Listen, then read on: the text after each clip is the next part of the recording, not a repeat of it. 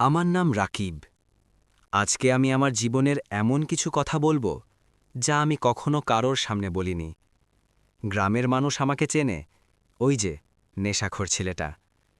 কিন্তু কেউ জানে না আমি কিভাবে এই অন্ধকারে ঢুকেছিলাম। আমি জন্ম থেকে খারাপ ছিলাম না, আমিও স্বপ্ন দেখতাম। আমাদের গ্রামটা খুব শান্ত ছিল। সকাল হলে মসজিদের আজান, দুপুরে মাঠে ফুটবল, আর রাতে মায়ের ডাকে ঘুম। বাবা দিনমজুর, মা মানুষের বাড়িতে কাজ করত। অভাব ছিল, কিন্তু শান্তি ছিল। আমি ক্লাসে ভালোই পড়তাম। স্যার বলতেন, রাকিব চাইলে অনেক দূর যাবে। আমি সত্যিই যেতে চেয়েছিলাম।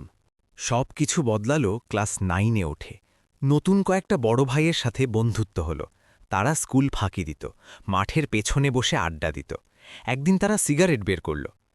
এক টান দিলে কিছু হয় না। আমি বললাম, না ভাই। তারা হাসল। পুরুষ হয়েছিস, ভয় কিসের? ওই কথাটা আমাকে আঘাত করেছিল।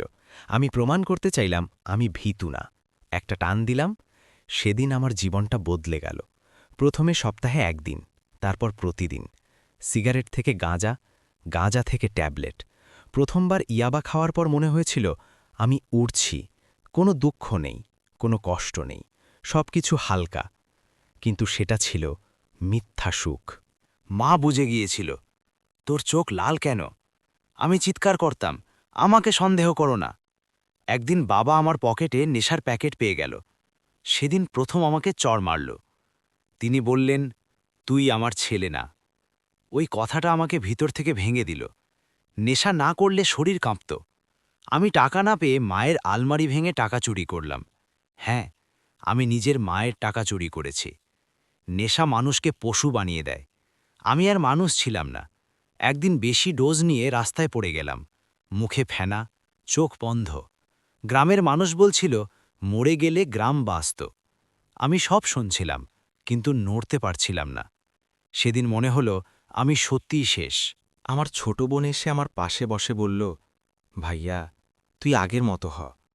তার চোখে পানি ছিল। সেদিন আমি প্রথম লজ্জা পেলাম। আমি কি এতটাই নিচে নেমে গেছি? নেশা ছাড়া মানে যুদ্ধ। প্রথম 10 দিন নরক। ঘুম নেই, শরীর কাঁপে, মাথা ব্যথা, চিৎকার করতে ইচ্ছে করে। আমি অনেকবার ভেঙে পড়েছি, কিন্তু মা আমার পাশে বসে কোরআন পড়ত। বাবা কিছু বলতো না, কিন্তু রাতে আমার মাথায় হাত রাখত। আমি মাঠে কাজ শুরু করলাম। মানুষ প্রথমে বিশ্বাস করত না, কিন্তু আমি হাল ছাড়িনি। ধীরে ধীরে শরীর ভালো হলো, মনও একটু একটু করে পরিষ্কার হলো। আজ আমি পুরোপুরি ভালো না, কিন্তু আগের মতও না। আমি জানি, নেশা সাময়িক শান্তি দেয়, কিন্তু শেষটা ধ্বংস। যদি তুমি এখন নেশায় থাকো, একবার ভাবো, তোমার মা কাঁদছে না?